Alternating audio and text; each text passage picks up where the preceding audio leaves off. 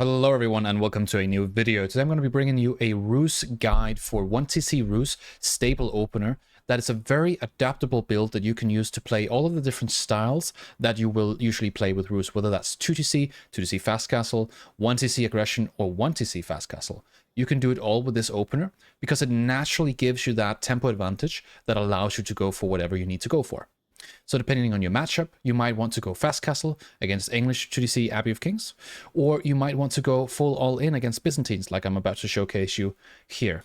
I will showcase you the aggro variant, and then I'll showcase you the 2TC variant afterwards, just shortly, and then we'll talk a little bit about why that is different from matchup to matchup.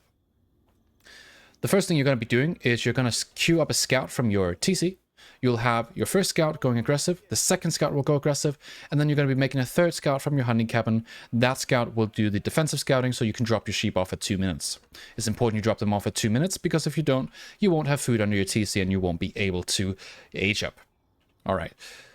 The first 4 bills are going to go for the main sheep. That's the first sheep that you kill. Then you're going to bring a second sheep here. And if you really want to be smart about it and minimize your idle time, you can then take your third sheep and the 2 vills here, keep them on the hunting cabin because this is a food drop-off point, and then have the sheep underneath there. That means that you're going to split up your gathering, and that's going to minimize the idle time so they don't have to walk back to the main sheep. So the second scout will come out now. Second scout goes forward. Second scout will go aggressive as well. It's important you hunt the bounty and that you hunt the deer and the wolves simultaneously. You don't want to skip over wolves or the deer for that matter. You want to prioritize just killing as much bounty as is possible when you find it, instead of skipping it for later so that there's a high chance that you don't get access to it because your opponent will can't kill it. So here I found a deer camp. I might, again, if I didn't do this, I could have sent the third scout here to take it out and then just send this one aggressive. Again, I don't want to do that. He might have a second scout coming this way. Again, one aggressive. This one's going to go aggressive as well. And then we're going to have one safe here. We have a total of 4 sheep in our base right now. We just dropped this one off. And that's going to allow us to scout for a little bit longer without having to go back. All right, we're going to speed it up a little bit. All you have to do is rally to food. Just rally to food all the way until you can age up. You're going to be able to age up at about 2 minutes and 15 seconds to 20 seconds. And sometimes the scouting can go a little bit wrong. Maybe you don't have the gold for it. That's very rare that it happens. But if it happens to you, then you're going to have to send some vills to go and pocket gather from the gold. It's not something we want to happen. We ideally want to get at least enough gold for the age up plus 100 gold, because we are going to do a staple opener. The staple opener that we talked about before. So provided that everything goes right, you're going to get enough gold to age up. Then you're going to have your food. And about 2:15, you can pull your vills over and build a Kremlin. Now, about the Kremlin. The Kremlin, you're going to be building it either on the gold or on the stone. If you want to get a second TC, build it on the stone. If you want to get 1TC aggression or 1TC fast castle, build it on the gold. Again, we're doing a stable opener, so enemy aggression will not be an issue. Usually people don't do much aggression against ruse in the feudal age early on, and so you're going to be fine no matter what, I think. But sometimes that's not the case. So try to put the Kremlin in a smart position, but don't be too scared that you didn't put it in the right one. You're going to have your knights to deal with the early aggro that your opponent might put out. I'm going to put my second TC in between the stone and the gold here. I got a very lucky spawn that also has berries here. This is an unusually good spawn. Again, I could also have put it somewhere down here, but again, this is the best position. The split afterwards is going to be 4 aging up. You're going to have 6 in total on food. The reason we want 6 is because we want to bank food. We want to bank food. So normally you need 4 vills to constantly produce villages. We have an additional 2, so 6 in total. I'm going to move one more here in a moment. And that means that we're going to bank food for that night production to be instantly up and running once we've built our stable in the feudal age. Here I come around, I drop off my sheep. And then I'm gathering the wood. So right now, I'm going to move a villager here in a moment, I believe. You want to have about 6 on food. There, I move them.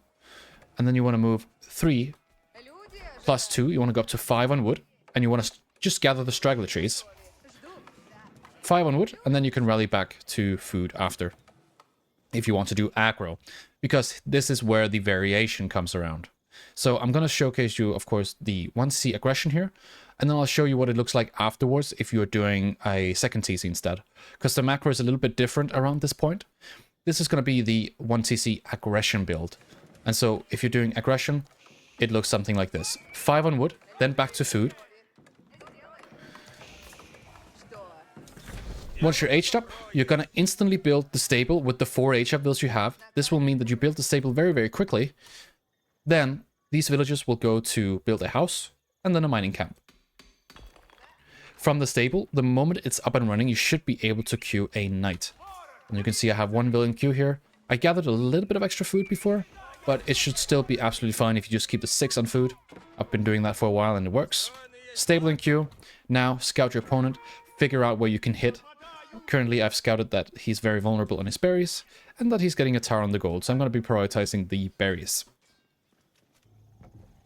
Here comes the mining camp. Just keep the 4 on gold in the beginning. The macro is 11 on food. You have your 5 on gold. Sorry, your 5 on wood, and your 4 on gold. So it's 11 on food, then you go up to 6 on gold, and then you rally wood until you have about 11, 12 villages, and then as you start to bank wood, you take batches of villagers away from the wood line and put them on the pocket resources, such as the deer here, or up here on the boar. That's the way we're going to balance our macro. Normally, we need about 5 villagers to make constant knights. We put 6 to 7 villagers on gold, because we also want upgrades. The tower is up for our opponent here, so we're not going to prioritize the gold. We actually want to avoid going into the range of this tower here because he can see very far with it. We want the first knight to be a little bit of a surprise. And that's the whole point of this build, is that you can do so much while you still have that aggression going. And the whole point is we get the bounty, therefore the knights barely cost us anything. Only 2 villagers when we're aging up on the food. So we see that he has a few spears. If you're a really good player and you got good micro, you can still try to do damage here and just try to bait the spears away and manipulate the charging mechanic. Again, every little piece of idle time is good. Don't lose your knight. You want to build up your knight force. You're going to be building up to 3 knights, and then you can go into that second TC, typically. Here we are, of course, doing full aggro, so we're just going to go and build archers afterwards. So now we've got the 6 on gold, we got 11 on food, and now we're just rallying on wood. I'm going to be doing it the way that I just explained before, with the extra villas on wood, obviously going to pocket resources. 2 knights here, another knight here. Knights are so strong that when you get them out this early, a lot of the times you can actually take fights against spears, for example, if they're out of position. Now, does that mean that you want to do that every time? No, of course not. A fight here would not make sense, but if I can pull him far enough away that he can't run away, then having 3 knights is going to be absolutely fine, and I'll barely take any damage against something like 2 Limitine. I've added in an archer range. The next building I'll build is a blacksmith. The blacksmith will give me my +1 ranged attack and armor. And once I have both of those and my 11 archers, which is the around critical mass for taking out spears, that's when you can start to really go deep and aggressive. Here I do a quite deep aggression. I would say that it's not exactly worth it, but it's a lot of idle time, and I lost 1 knight from doing it, so I would say overall it's not the worst thing. But again, try not to risk it too much for 1 villager kill. Again, the idle time is sometimes better, and then keeping the knight. This is a good little spearman kill, barely take any damage. It's really good to take a few spears out like that, because it minimizes the amount of units they have, obviously. Alright, a little bit more micro here. Again, he pulls out a little bit too much. This is a really good way to just try to minimize the amount of units they have. Take those out that come a little bit too far out from the base. Your knights are a lot stronger than you might think. We can see the farms are going up. A lot of people are struggling with Byzantines. The best way to not struggle with Byzantines, to shut them down, is to go for the 1cc aggression. Because the earlier you push them off the berries, the better. Because that means that they will not get their longbows out as quickly. These longbows came out at 840 because he never had access to berries. That's not very usual. Usually they are out at about 7 minutes. Got our archers, we got our knights. We're just building up right now. We've sent 5 villagers from the wood over to the deer. we've got the blacksmith here. We're still rallying onto wood. And we're just balancing out our economy as we start banking resources. So this is just a classic 1TC aggression knight archer build. You'll see this with French, with JD, with Delhi playing Ghazi raiders and archers. You'll see it with Ottomans, they're playing Sipahis and archers. It's very common to go for this type of composition. Try to abstain from doing spearmen. You don't need them. Even if your opponent here went for horsemen, having a lot of knights will still beat those horsemen. You're going to be absolutely fine. Now, if he really wants to fight you and he has more than you, then you can start to add the spearmen. I'll cover that more in my raiding video that I released not so long ago. And that can be a good one to watch if you want to learn more about how to raid. What basically goes on here is I'm picking off spearmen. I'm almost at my critical mass with my archers on the 11. And once I get the +1 ranged attack, I'll be just fine here. Again, I'm also starting to get a lot of eco upgrades. We've got the fertilizer, the horticulture. After that, I'd prioritize getting wheelbarrow. I prioritize getting double broadaxe. Try to get these a little bit earlier. That can be a good way to scale your economy. Again, if you can find a lot of damage like this, I'm obviously running for a timing here. Getting all my blacksmith upgrades, which are in now, then you can take these really, really good fights that are about to happen here. So if we just focus a little bit on how this goes down. These spearmen here get one shot by my archers. I get out of the longbow range. I pull the knights away, and then I slowly just take out all of the spearmen.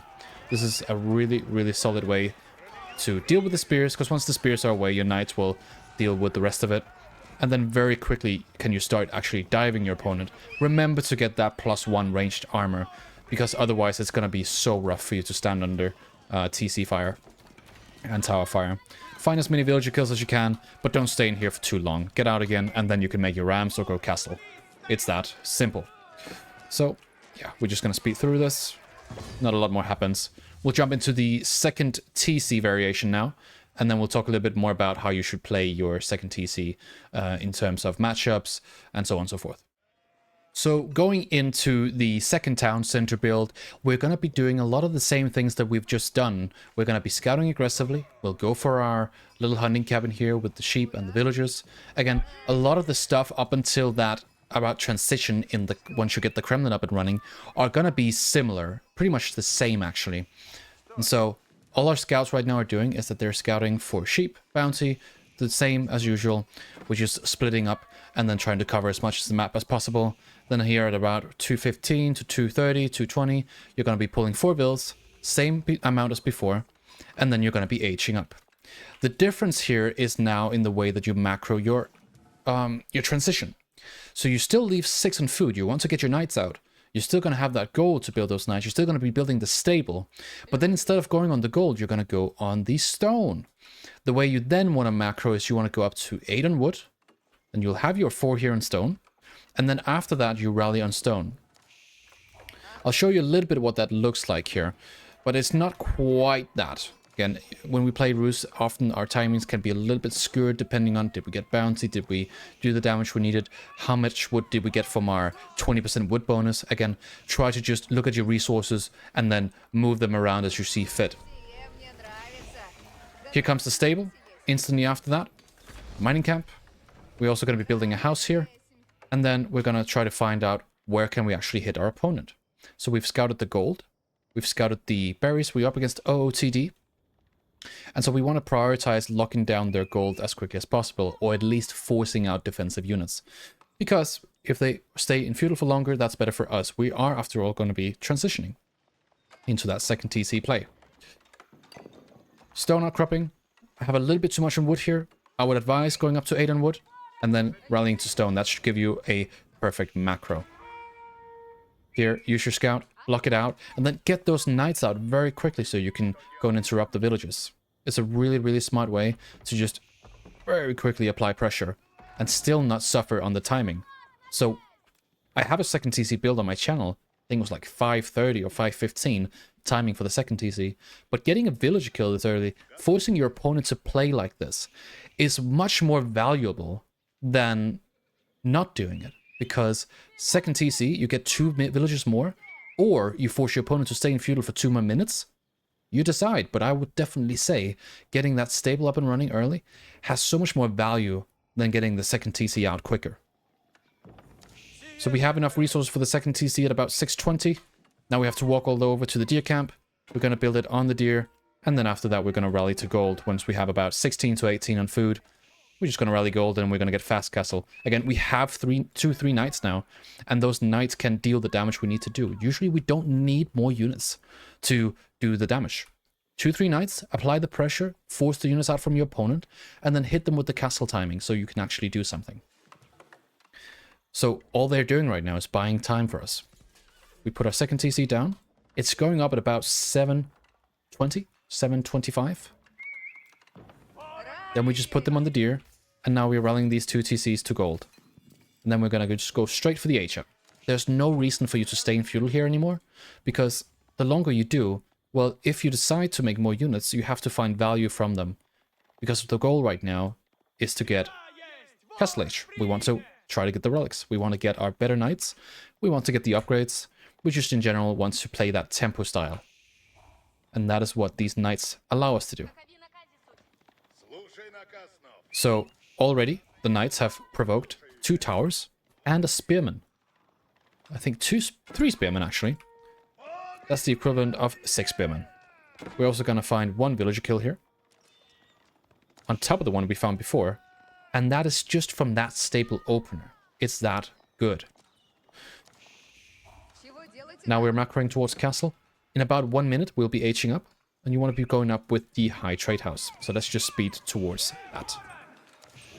So you can get some pretty insane timings with this. Right?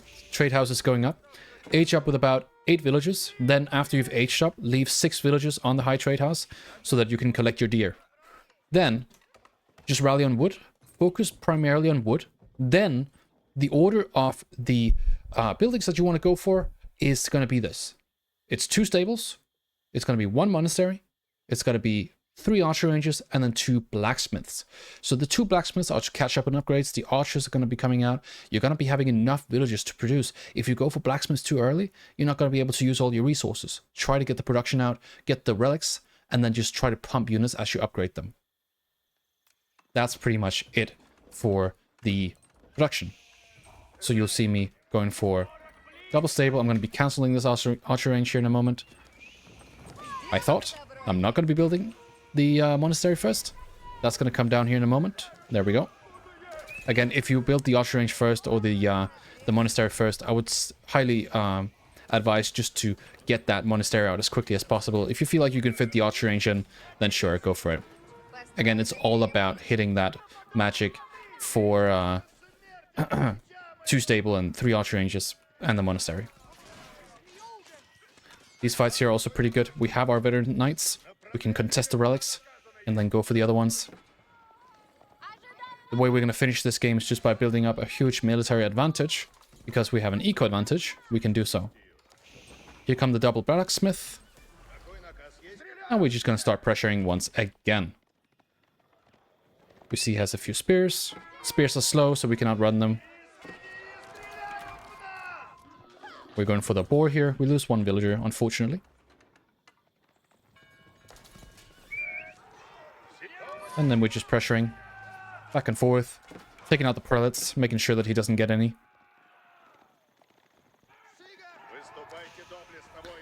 Now we are starting our archer production. We're going to be focusing on archer upgrade, then the ranged armor upgrades and ranged attack. We're going to get our fertilization, horticulture. We're going to get our lumber preservation, so the tier 2 lumber upgrade. And we're going to focus on getting our relics. We're just doing a lot of raiding here. Just trying to displace this economy. A lot of idle time. So use those knights that you've saved from feudal. Add more knights, upgrade them. Just try to get as much value as possible whilst you build that army. Your goal is not to kill them at minute 12 if you've gone second TC in Fast Castle. You are just going to get a better and better game the longer it goes. But if you have an opportunity to kill them, go for it. Second relic here.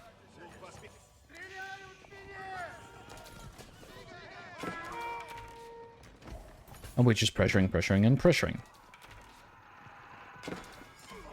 Crossbows are coming out. Crossbows are pretty nasty. Again, we have our archers to counter both the spears and the crossbows. So we are at 27 archers, 11 knights. I could have had more knights if I didn't lose a few of them through the raids here. But again, that's 45 to 12 at minute 16. That's pretty solid for a second TC build. So now we're just pushing.